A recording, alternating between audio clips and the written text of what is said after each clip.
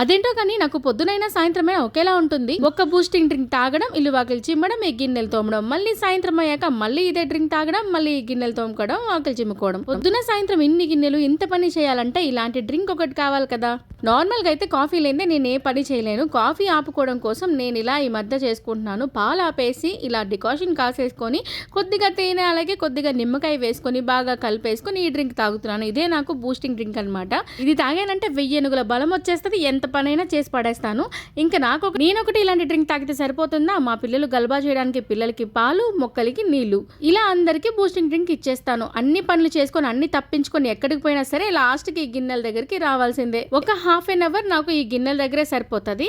కానీ ఈ half an అవర్లో నాకు ఇష్టమైన పాటలు పెట్టుకొని ఆ పాటలు వింటూ ఈ గిన్నెలు తోమేస్తాను కాబట్టి చాలా రిలాక్సింగ్ గా ఉంటుంది. ఇప్పటి వరకు ఉమ్మనున్న నా ముఖం ఈ పాటలన్నీ విని పనంతా చేశాక నా ముఖం స్మైలీగా అయిపోతుంది. అని మీరు కూడా ఇలాగే ఇష్టంగా చేసేస్తారా? అయితే మీతో నెల రమ్మని లైక్ చేసి సబ్స్క్రైబ్ చేసేయాల్సిందే.